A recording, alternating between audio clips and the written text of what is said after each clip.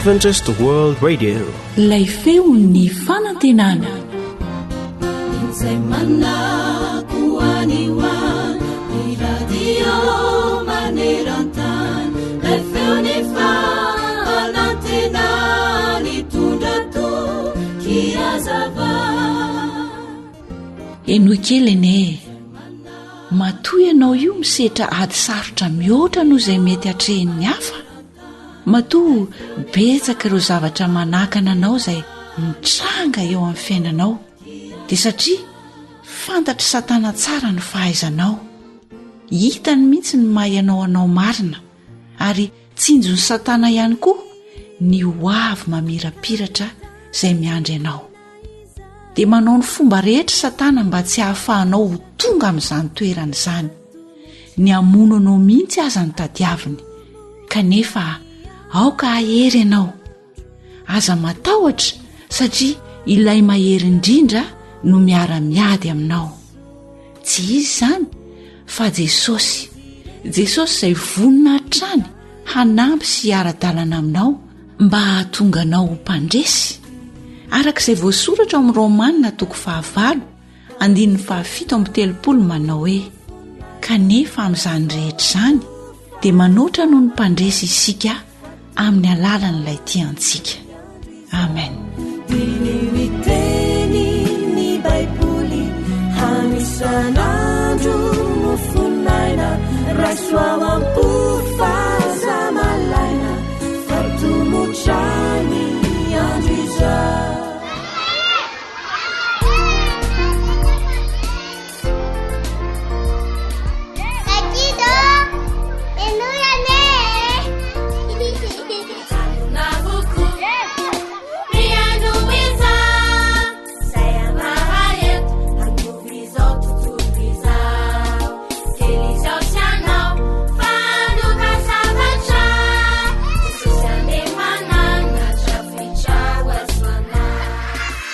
Ankizy mahay makato. Ankizy malagasy maminan'ny amanitra. Ankizy malagasy mamono izao tontolo izao. Manahoana daholo sika rakizy? Salama tsara daholo. Ay, mirary fahasalamana ho antsika dia izao: antsoy zoky, antsoy zandry, fa ihany tantara kely mahafinaritra anankiray indray sika anio andraisana lesona. Dia mino finaritra daholo ary eo.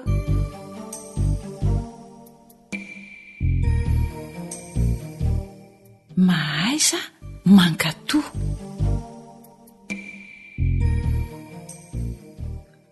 Tantara no soratan'ny Rota sitraky ny aina, andrenesana ho an'ny fanja, Rota ary Nary.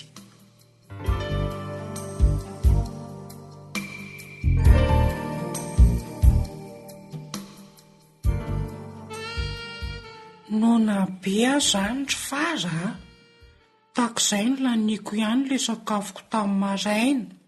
Zaho koa ariko, nefa neny ela be. Tena tsy androko tsony neny ry faraka. Andeha hitady zavatra hohanina fa nona be. Inona nefa ny zavatra hohan'ny Lito eo e? Nga Lito manam-bola? Tsy manam-bola zany ary ako. Fa andeha ho ay zary Lito e. Andeha ka-pibasy. Tsy azo alaina ange hono Lito amin'ny pibasy fa mbola maty e. Makarary kibo hono eny. Ka maninona ary any tsy mety marary kibo? Zany efa naka teo e, tamin'ny farasineny letsy teto iny. Zany ve? Dia tsy narary kibo Lita? Efa hoe tsy marary aho Iaraka amiko ndry. Anao azy. Fa tsy mahazo miteniteny amin'eny hoe ninana pibasy maty tsika. Afa tsy teny aho.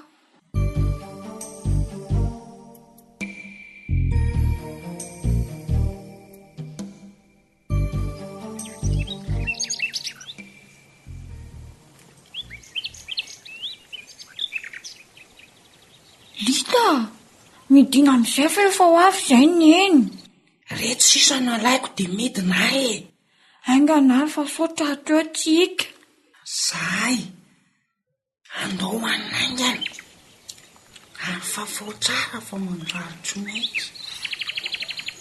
Ary naiza reto voana pibasy reto lita? Atsy-pazo ambadiky ny fefy eo fotsiny ry vara.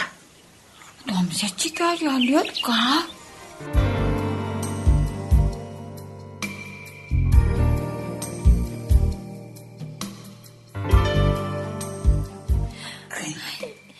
Indry, fa inona ny mahazo anareo menadà reto e? Marary be ny kiboko neny aho. Ny akoho Fa inona no anareo datato e? tsy ninana ninina izay neny ah. So dia mba ninakinana bibasy manty e. Sesy lita ary ny lalao tato an-trano foanako. Inona reny nataony reto zazy reto tato an-trano e? Marary aneny aho. Ndao aingana aloha entina any amin'ny dokotera aingana. Aingana andala anaovy ny akanjo. Io lita anaovy io akanjo ba anao io fara anaovy ny kiraro. Ndao.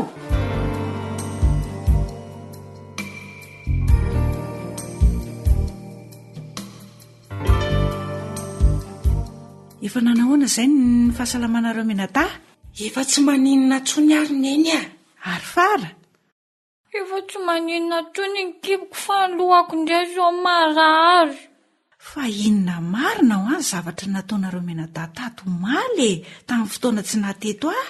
Tsy nanao ninina izay ka. Ho ny mofaro. Ie, ny lalao tato an-trano foana ary izay solita omaly. Ino tsara ngeneny e? Narary kibo nareo menadà ah? Ny arety kibo ah dia aretina vokatry ny zavatra nohanina. Na io ah zavatra maloto, na zavatra manta. Rehefa niresaka tamiko dokotera maly ah, dia nilaza izy fa nisy zavatra nohaninareo menadà dia tsy zaka ny vavoninareo ka nahatonga ny arety kibo sy ny fivalanana. Dia inona izany ilay zavatra nohaninareo menadà tato? Tena tsy ninana ninina mihitsy izay ka. Zany ah? Inona ry fara? Tena tsy fantatro mihitsy. Dia mbola tsy hiteniny marina ihany izany nareo menadà?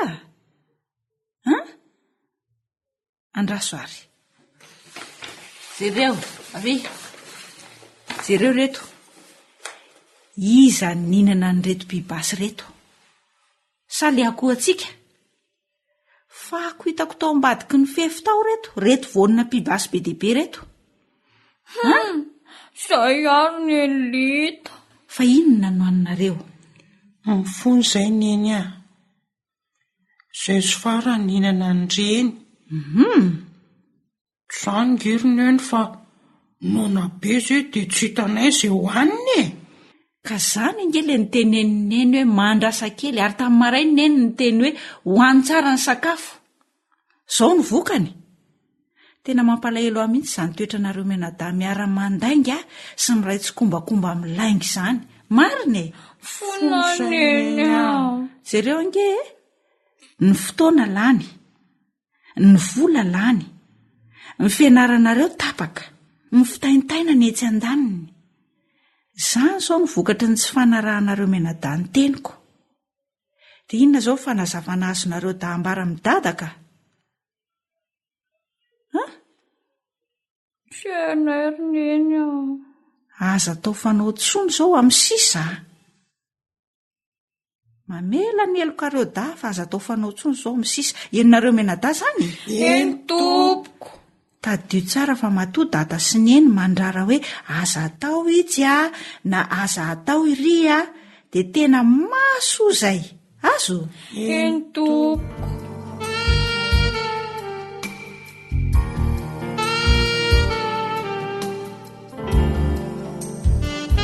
Rankizy, tadio tsara fa tena mahafaly any dada sy neny tokoa ny fankatoavantsika azy ireo. Ary tena mahasoa antsika tokoa izany.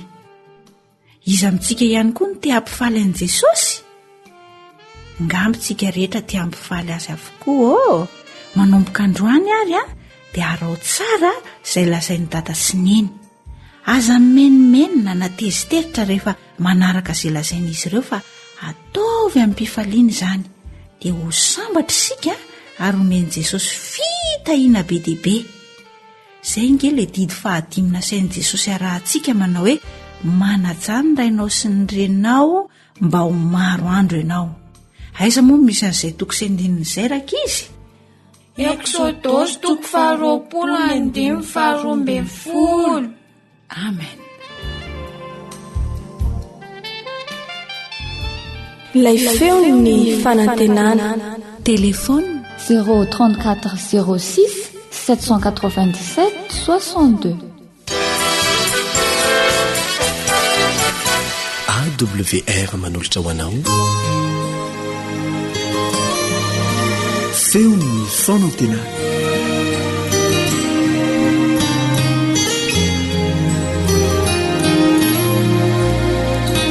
Dia fifalianao anay ny miarabanao manaraka ny onjapeo ny feo ny fanantenana. Ny fanirinay dia ny atonga ny fandarana izay alefa eto amin'ity onjapeo ity hitondra fanantenana ho anao.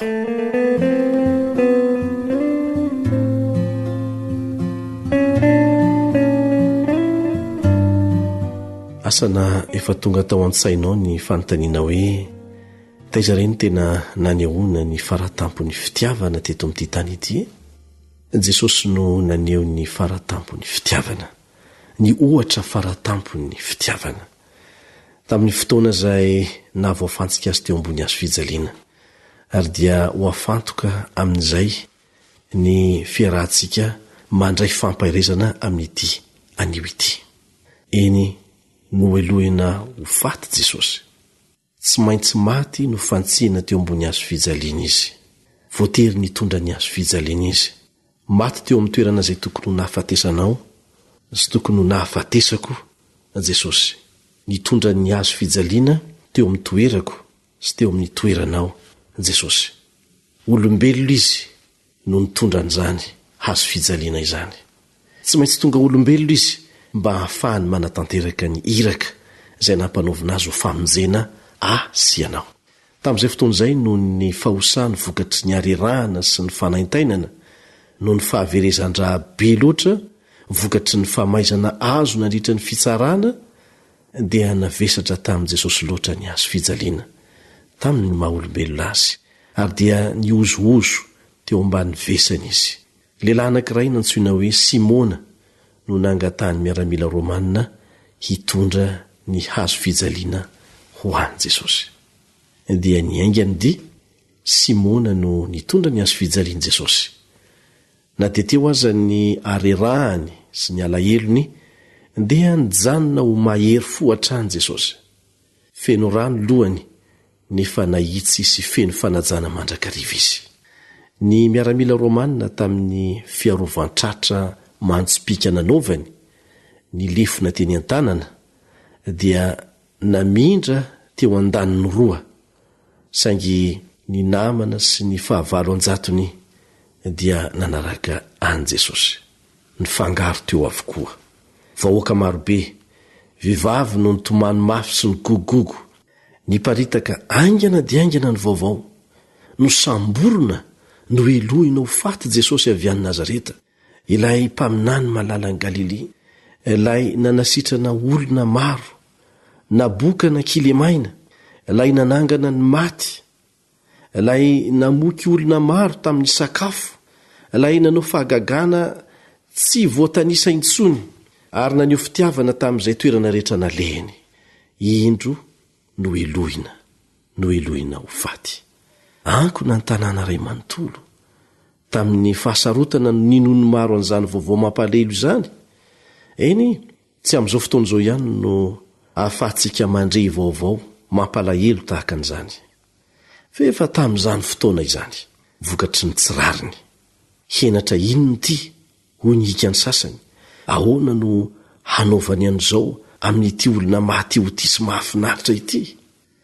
Ny amaro hatrany ny olona izay niazakazaka, nanatona ny lalana mitondra mankany amin'ny toerana famonoana, izay nitondrana ny hazo fijaliana, tondrana an Jesosy ihany koa.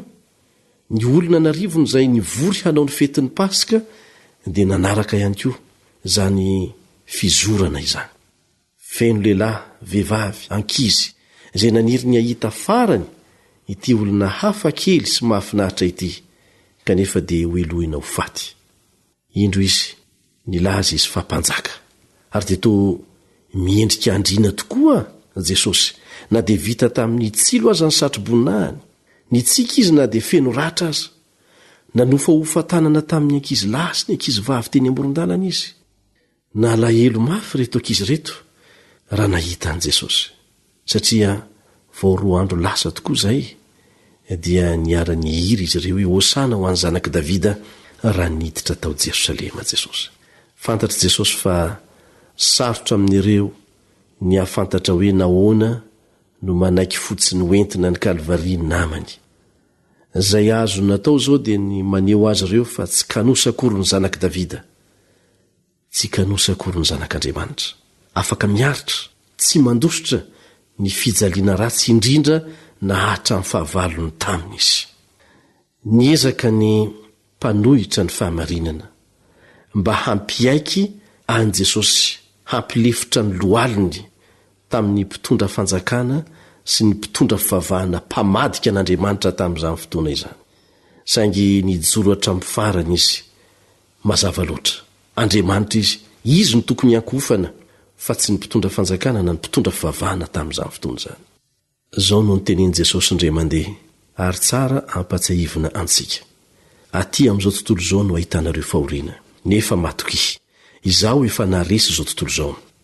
Raha ny fijerin'ny olona an' Jesosy nanantona ny hazo fijaliana, dia noporofoiny tamin'ny fihetsika nasehony sy ny endriky ny tarehiny, fa manatona ny fahafatesana tahaky ny andresy izy tamin'izay fotoana izay. Sy fiatoana kely ny dia dia nijanona koa ny miaramila, ny teny moramora tamin'ny vehivavy nitomany mafy Jesosy. Zao no niteneniny: zanaka vavy ny Jerosalema, aza mitomany aho, fa mitomany iny tena nareo sy ny zanakareo. Tamin'ny palefahana no nanambarany melony fahoriana zay anjera amin'ny taniny no niotana ireo mponina ao aminy. Tsy nilaza fa tsy teny vitsy monja Jesosy, nefa ireo dia nampiseho ny herim-pony sy ny fahazony antoka fa ny asany dia hivoaka ho mpandresy amin'ny farany, satria aoka tsy ho adinontsika fa Andriamanitra midina ho olombelona izy mba hahafahany mamonjy atsika. Tsy manafoana amin'Andriamanitra azy zany. Tonga izy mba hamonjy atsika fa tsy hamonjy ny teniny akory. Tonga izy hiady ho antsika fa tsy hiady ho azy akory.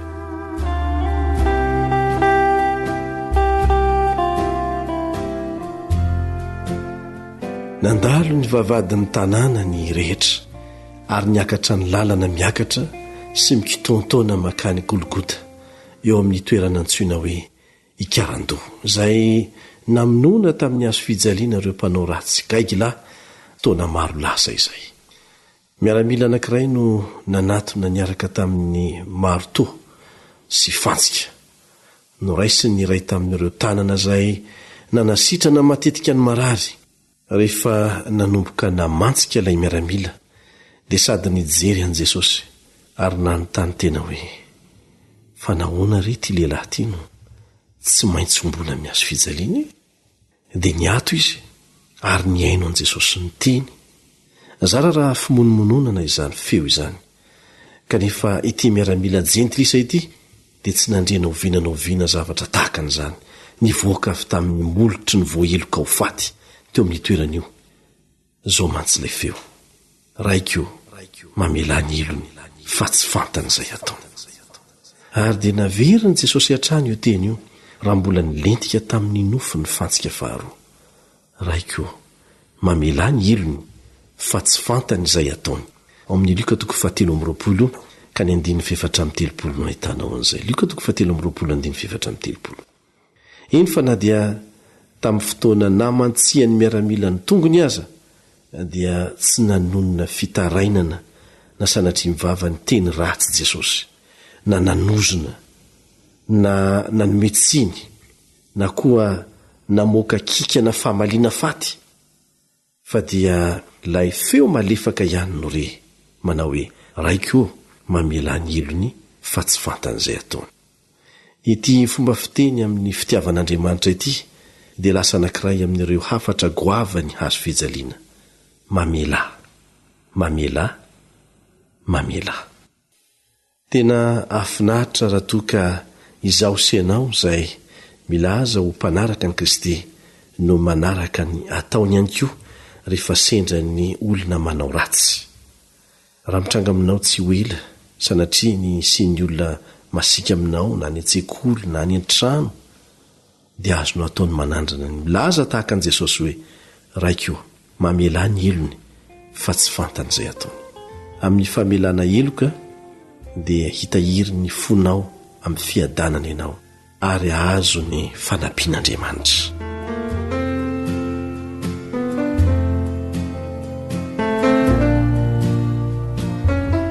Natsanga miaramila ary zao ny azo fijaliana sy ny entany mavesatra sarobidy. Angamba lehilahy 4 na 5 no voaterinanao an'izany asa izany. Nataon'izay tsy foan'ny azo fijaliana tamin'ny lavaka tamin'ny tany ary dia natsatony teo izany. Ny onjany izany dia tena nahatsiravina tokoa tamin'ny sandry ny velatry ny mpamonjy. Saingy mbola nanohy ny teny ihany Jesosy hoe raiko mamela ny elony fa tsy fantan'izay ataony. Maty tamin'ny fomba niadana sy fialana aina goavana Jesosy. Nanatona mba hijerany zanak'Andriamanitra mialaina ny vahoaka.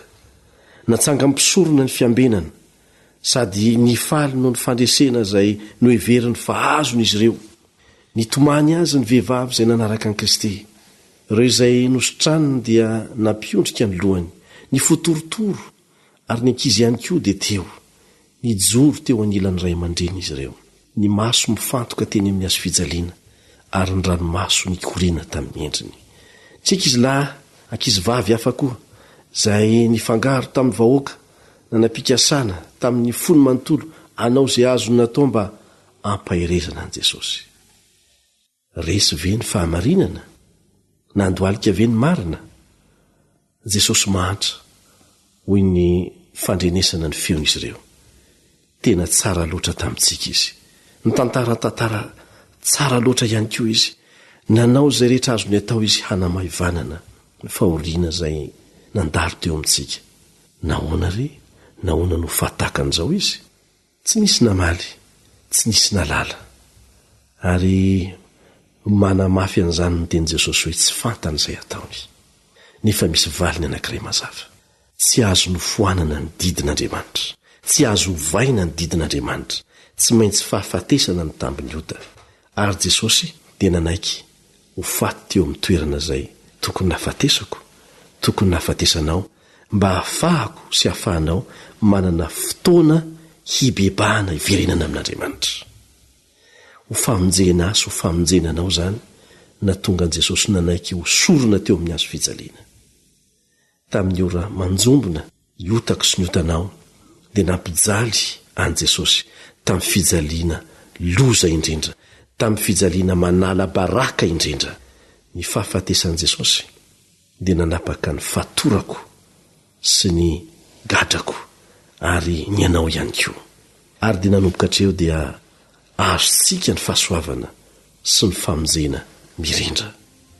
Misaotra anao izay Jesosy.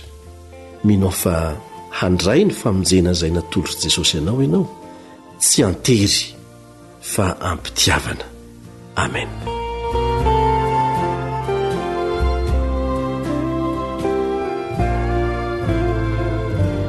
Lay feony fanantenana.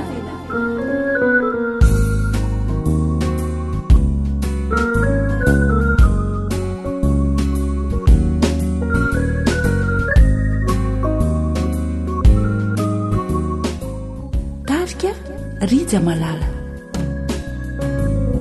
Tao Kalvari nonomboina lay Jesosy izay nisoloay na foniny ainy manontolo mba navotana tsy notsitsiny ny rany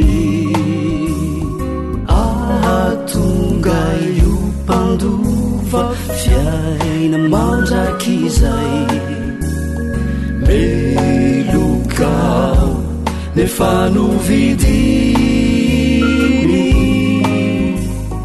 ho isan'ny zanany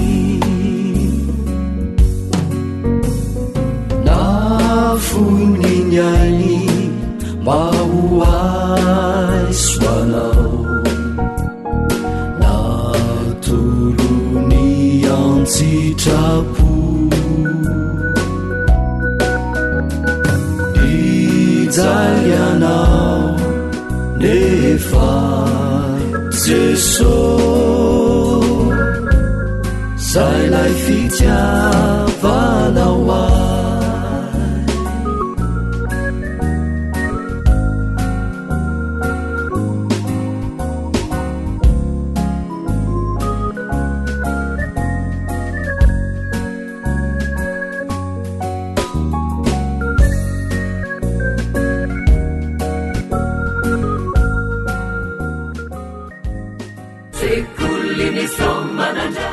fa 20 taona ny collège adventiste Soamanandrariny.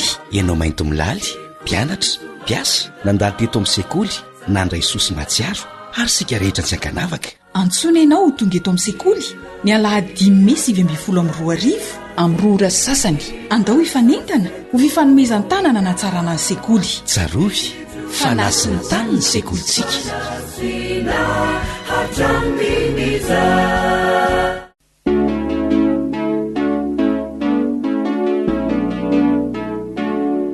Tanora mandray andraikitra mitondra fanantenana.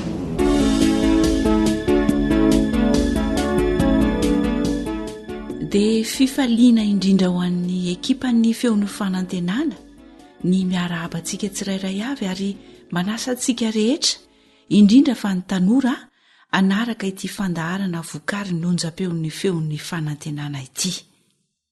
Iaraka andray leso ansika lesona mahasoa amin'ny alalan'ny dinidinika izay aroso antsika eto miaraka amin'ny namana Eliandre amin'ny Tantsoa.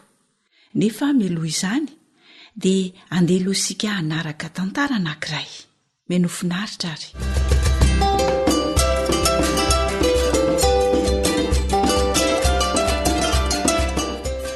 Tsy misy mafy tsy lahitra ny zoto.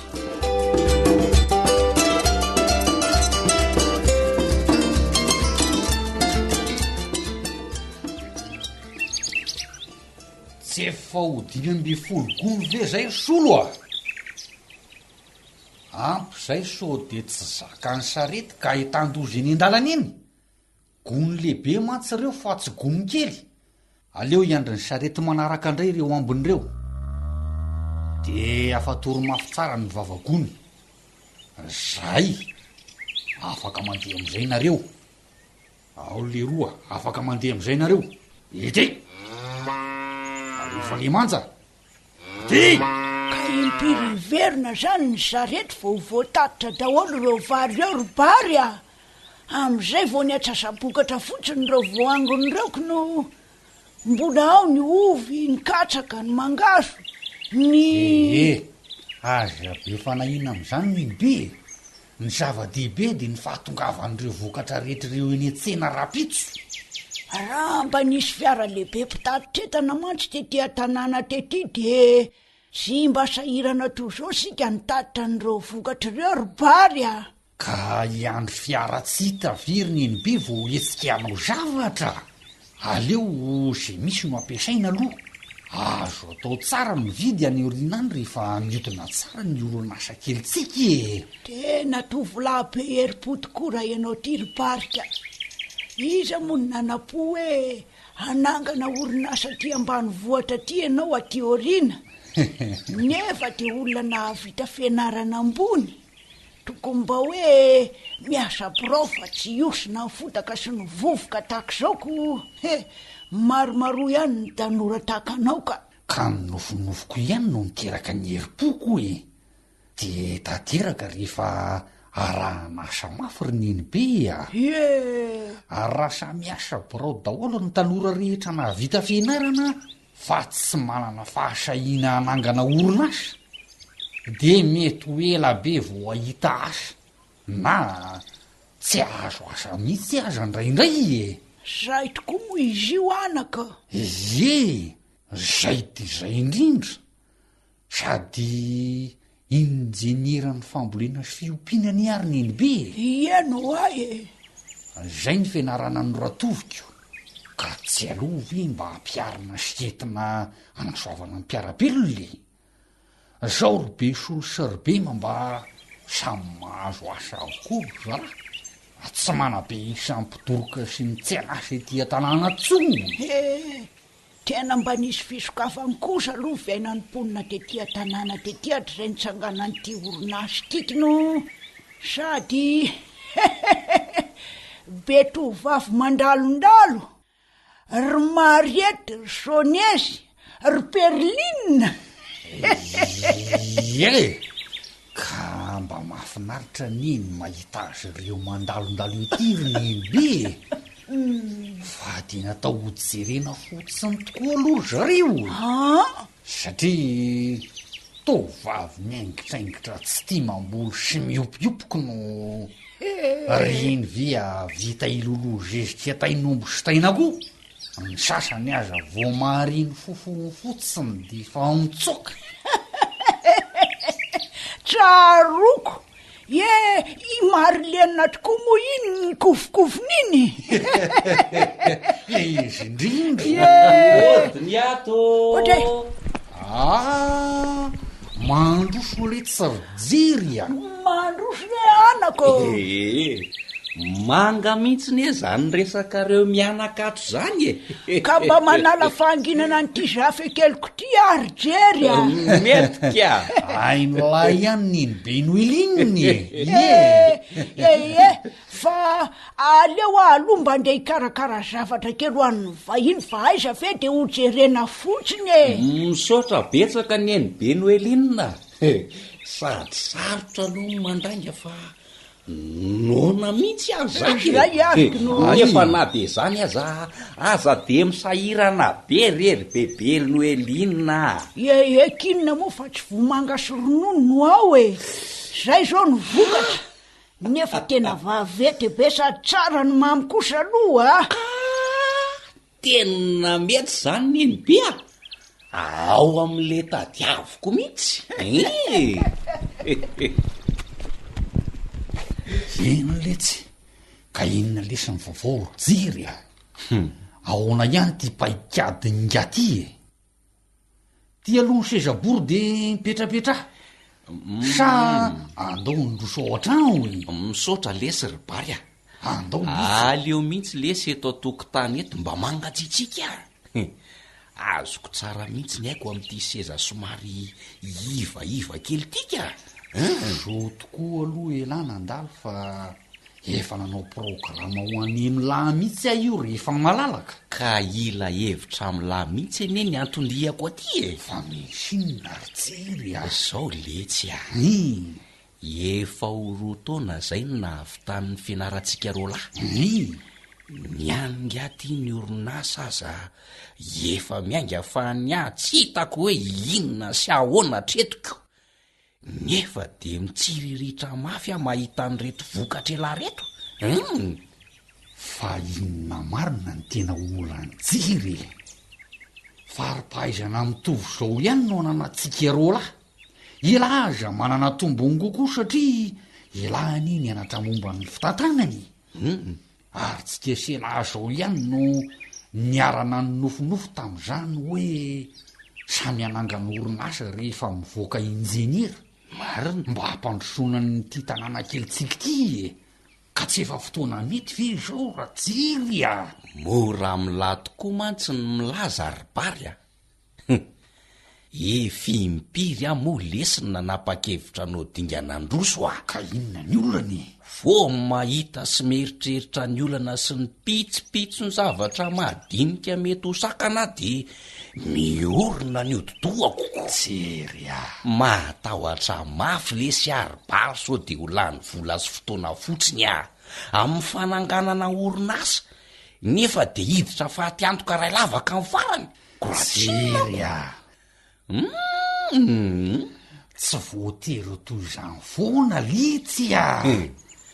barya naony firifiry moa lesy ny toeram-piompiana natsangana teto an-tanàna teto ny mbola nanjary tsy ampy telo volana akory de rava ho azy tsy fantatra hoe ny sinina nananinna ty onka efa voatsangako soma tsara le toeram-piompiana lehibe mba efa nofinofisiko hatramin'izay de tsy andeha araky ny namina vinako azy akory de ahoana ka mango ny fotsiny fahavalon'ny fiompiana eo koa ny mpifaninana rabarotra ny kalitaom-bokatra ny mpanjifa avoletam-baokendrena taka ny hoe manondrana vokatra makany ivelany lesy azony lave ny ayako ribary zany rehetrarehetra zany ribary mibana ato andohako ary zay mampianahana hatram'izao azoko tsara marina tokoa aloha fa na de fa manana drafitra maty-paika azy sika de tsy voatery andeha araka ny vinavina ny fisotro ny tetikasa indraindray zay ho alefa naiko ary marina ny eritretro zany draydraydraydraydray oka aloha saingy raha araka ny fianaratsika sera de azo fehezina tsara zany marina sady iso tena marina fa jerya ninonina tetikasa tianga tao de tsaro fa tsy andeha moramora am'izao tsy maintsy misy fahavalo na sakana trany sika mila mivonina hiatika an'izany sy tady vaolana trany ny sakana tsy maintsy misy fa sika tsy maintsy mandroso ihany ko ekeko aloha zay ohatra kaiky no lazaiko ela nahita tsara ny angako tany am-boalohany teo ny valala teo ny tondra-drano ny tsy fahampindrano ny toetrandro ny vadibadika siny sisy mijerena ny vokatra taona voalohany zara raha niverina ny masokarena neson'ny olona sy ny nomezany mihitsy ny fahavoazako tsy kivy hafa niezaka sy ny tady vaolana ry jerya de zao hitany lazao ny vokatry me mandroso letsy ny orinasany laribary ny fianarana ny raisiko sy nampiariko ny ampy an'ireo lesona azoko tamin'ny tsy fahombiazako tany mboalohany lesony nanify taona faharoa sika zao tena azoko tsapahitanana fa nietsara ny vokatra tamin'ity hitatra tsy kelikely ny fandrosoana ry jerya jereoreo mbola sarety zao no mitatitra ny vokatra makany etsena tsy mbola tianao fandaniana be hividy fiara hitaterana vokatra sy esana aloha fa manitatra tsy kelikely zany akory tsy midika fa tsy mahombo ny asako na tsy manam-bola fa miainga amin'ny zava-misy mahavelombolo alesy ribary maheno an'izany teniny lahy zany rovina letsy no raha ny fahazahoako azy de tsy any amin'ny ara-teknika na ny fitantanana ara-bola loatra ny tena olany lary jerya satria olona tena maragntsaina ny elano mahatra ny mpianarany izy aloha fa nytoetsainy lahy mihitsy no mila amboarina eny tsy maintsy miady letsy ry jery raha te endrandra fahombiazana ary tsy maintsy manaparetana eny ko tsy misy zava-tsoa azo fatany zany letsy mila fahasahiana tsy misy resy tsy miady zany fa avalo azo resena tsara raha ze tao ohatry marina tsy isoko ihany na ny tenin'ny laribary zay hoa petsaka ny letsy ny tanora tahaka atsika manam-pahaizana na vita fianarana ambony petsaka ireo manana nofinofo teo lasa lavitra tahaka atsika selahy ihany ko saingy ty tahotra ty ny tena vato misakana lehibe tsy atongavana am'izany oatra n'izao mahazo azy zao nefa azo reseny zany mandray lesona amin'ny tsy fahombiazany hafa ihany ko tsika ry jerya fa tsy atao akivo zany mba tsy avoatsika ihany ko ze na avo azy riny misaotra betsaka letsy ribary tamin'ny torohevitra elahy reny zavatra nambaranyla tampoka reny mihitsy ny valim-panontaniana nandrasako hatry ny ela tena mananamana tokoa tsy angatakandro tsony afa rehefa avy eo ihany dia anomboka rehefa avy eo io de eo atomboko tsy misy isorana mihitsy zany rijery mino afa amin'ny heritaona tahaka zao de ho anisan'ny mpandraraha ity an-tanàna elahy fa zany rehetra zany de angatahana mba hiaraka amin'ny fanampian'Andriamanitra avokoa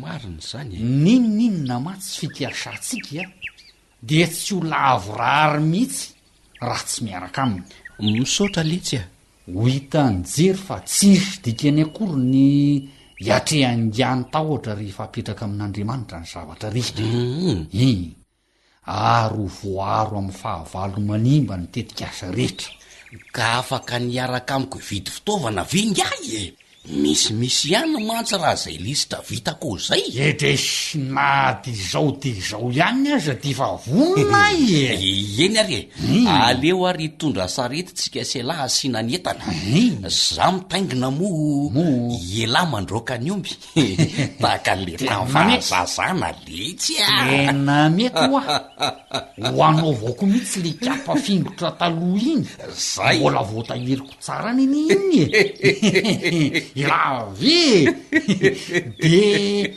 andalo eo amindro Marlene zany tsy kesiraha ela ty le sorbary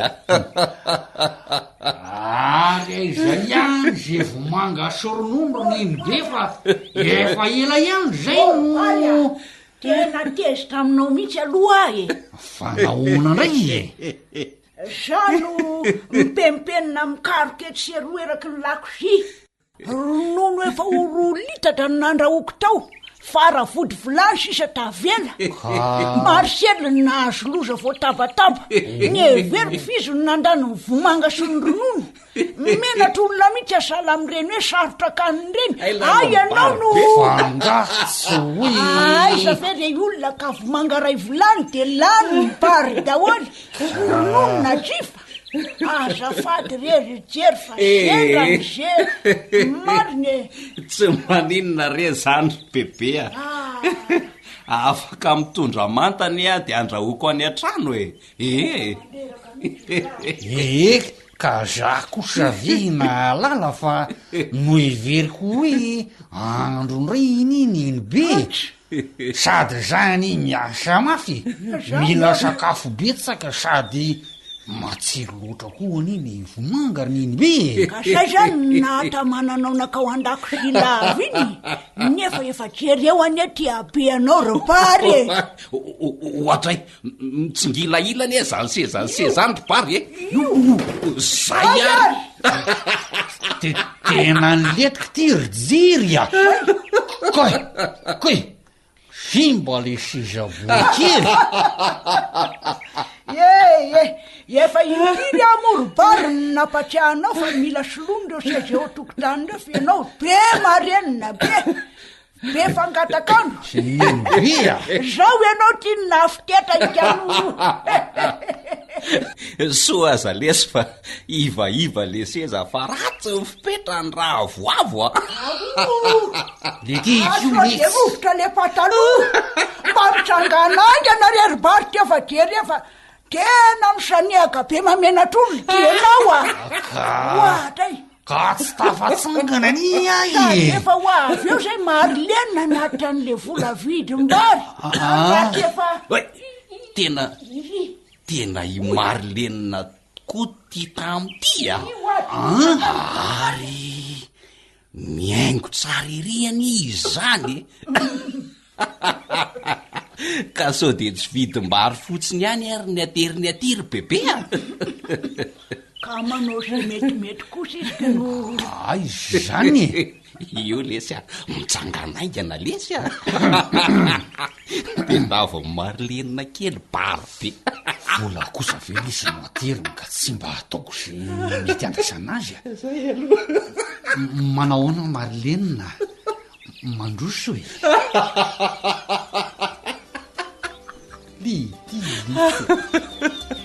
mandrosony ry marolenina.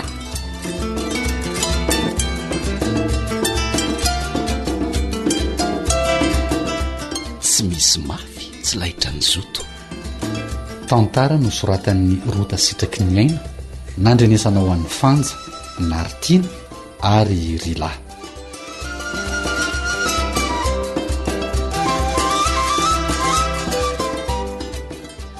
dia fifaliana ho an'ny zokinao Eliandre Mitansoa indray ny mitafa aminao zandry mpanaraka ity fandarana ity.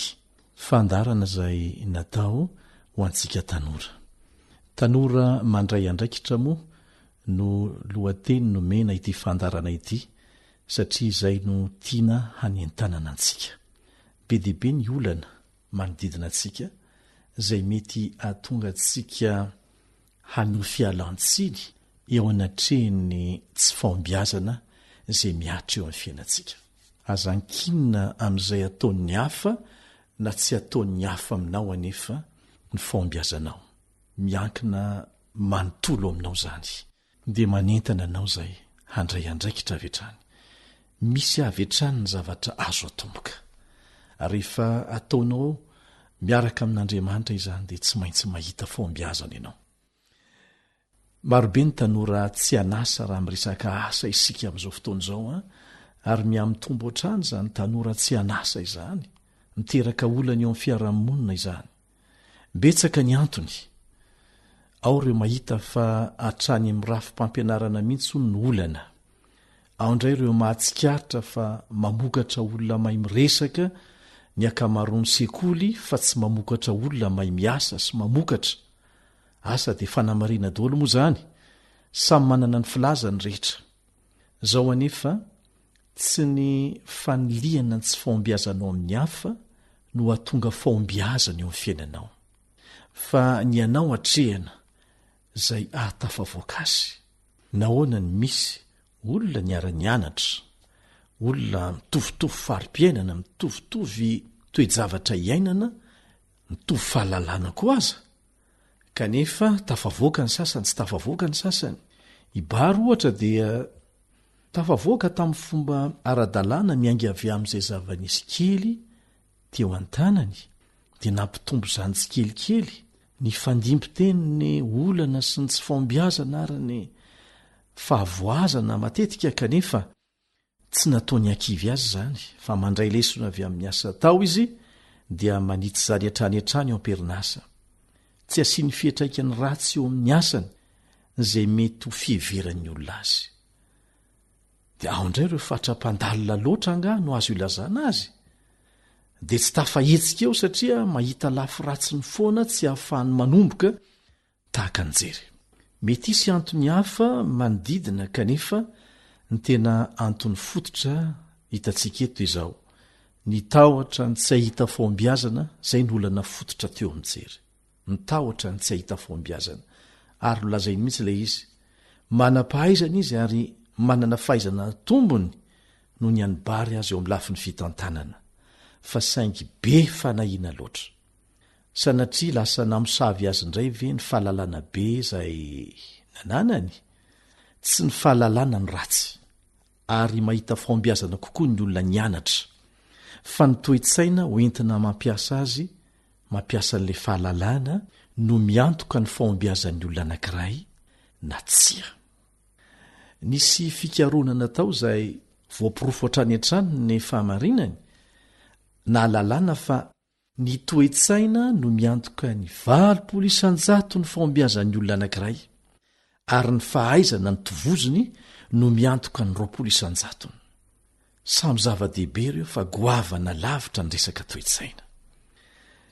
Nisy olona izay fantatro tsara, zara raha nanana fahalalana, CPE ny lazainy fa diplômany, kanefa izay fahalalana kely nananan'izay rehefa nampiasainy tamin'ny toe-tsaina manokana mihitsy, dia tena niavaka izany lehilahy izany teo amin'ny lafiny fiariana, manana trano amam-polony. Any amin'ny 3 maraina izy dia mifo, ny mpanofa tranony dia olona manam-pahaizana avokoa, ary samy mitolagaga mandinika hoe ahoana ary ny fomba fiarian'ity rangahy ity. Matetika azy ianao mahita azy mandeha tongotra, mijerena samy mijerijery teo daholo zay hoe soary ne mba misy fitadiavam-bola tsy madio tena tsy marina zany tafaresaka tamin'izay fa ny fomba fiasany mihitsy sy ny fahazotonana nana ny fahasahiny zany rehetrarehetra zany dia natonga azy ahita faombiazana raha zay rehetra zay nitazana kosa dia feno ahiabe loatra eo anatrehny zavatra tokony ho andramana fotsiny aza reto ary misy lesona vitsivitsy zay sotontsika avy amin'ny tantara iny ary noko fa efa voarainao ihany voalohany ny tahotra tsy atrehana dia mitombo atoerana tsy miala ho azy zany fa maiky aza mitombo na tahotra jery misalasala foana izy dia miamitombo zany fisalasalana zany dia miamitombo koa ny tahotra ka zao hoe azantosirana ny zavatra mampatahotra anao fa atreo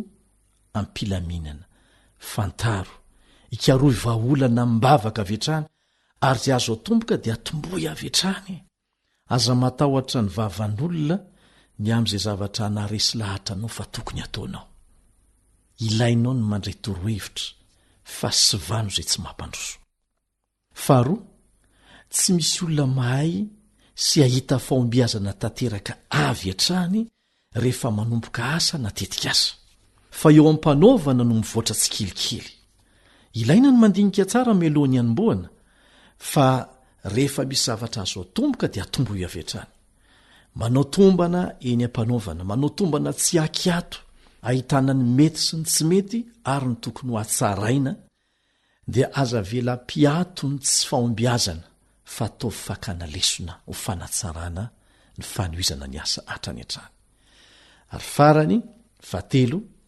nafinaritra ry fakatahaka ny zavatra nataony bary satria sady tsy nisorona ny lazany marina tamin'ny jery tamin'ny mpitiavana izy hampahiratra ny masony jery ny amin'ny olana tena manakana azy tsy ho afaka manomboka no sady nanampy azy hanao dingana avy hatrany hiaraka hanomboka zavatra azo atao avy hatrany zany no toetsena ilayntsika tanora malagasy tsy sanatria fampifosa na hifaninana fa mifanohana mifanorohevitra dia samy hofaly eny rehefa samy tafity tsy soa azo avy amin'ny fifanam-pepona na ny latsa fa mifanarina mifanoro ampahendrena hatrany hatrany sa tsy misy tanteraka ny atsika manana fahadosoana daoly ary tsy misy navelan'Andriamanitra aleo tena raha teo sika fa natao ny ifameno noho izany dia ataovy tombontsoa anao ny mifanampy amin'ny hafa eo amin'ny fiainana isan'andro dia izay koa no mamarana ny fiarahantsika tanora teto tamin'ity anio ity manao mandra-piona vetivety indray ny zokinao Ilian.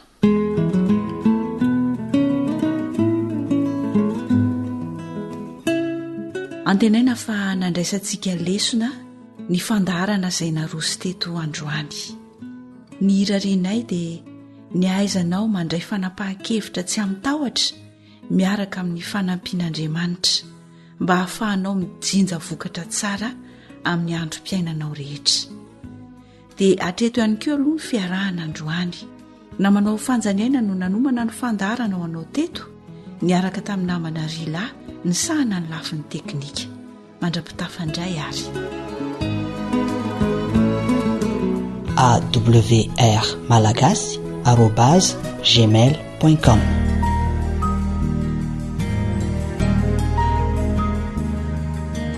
Faniteninao no fahamarinana. Taridalana manokana fianarana baiboly avoaka ny fiangonana advantista maneran-tany. Iarahanao amin'ny feo ny fanantenana sy ny departementany sekoly sabata.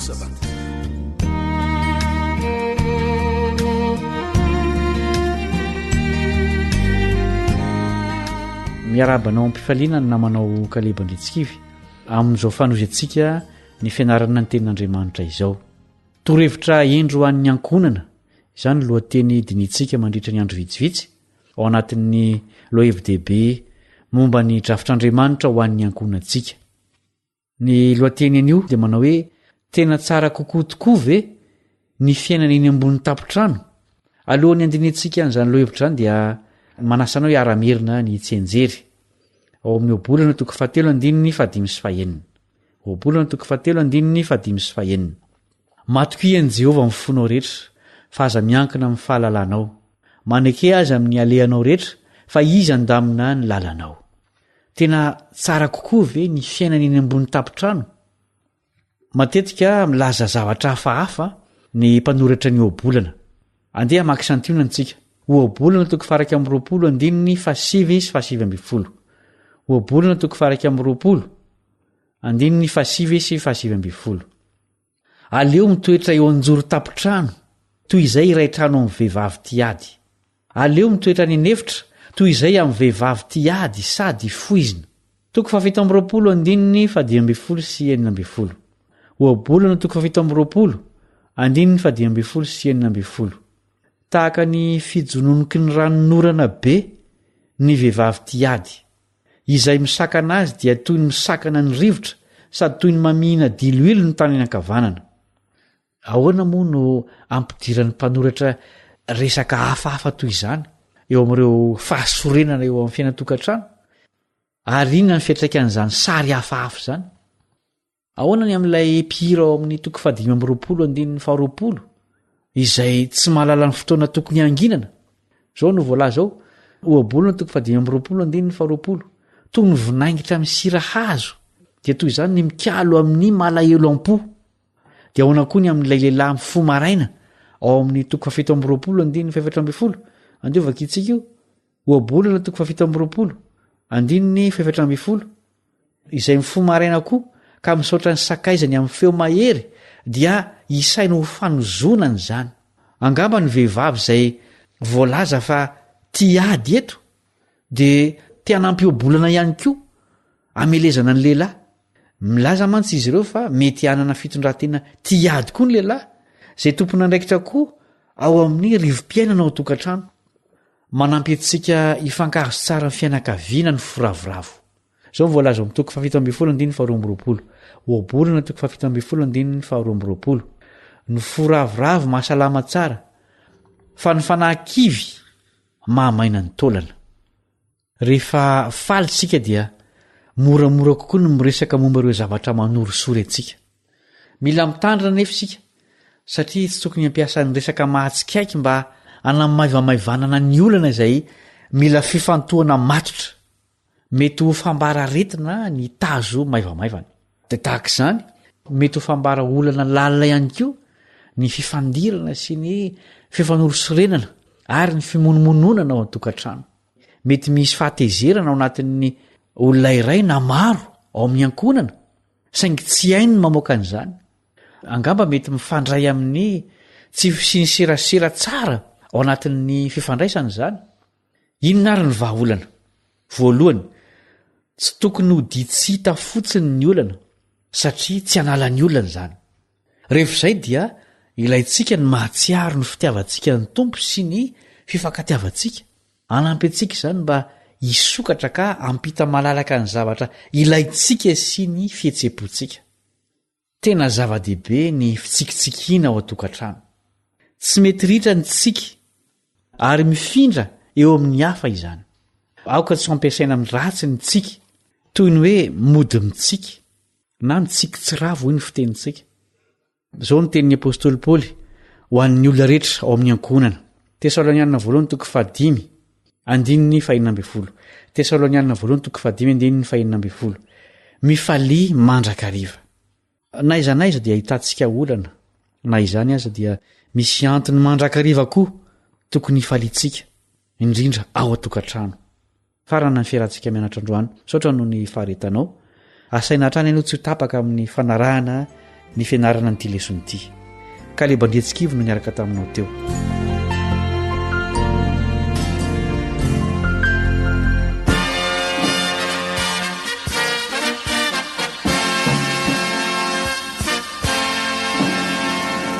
Adventist World Radio, the voice of hope. Isaorana ianao mpiaino nanjoy hatramin'ny farany ny fandaharan'ny radio feo ny fanantenana.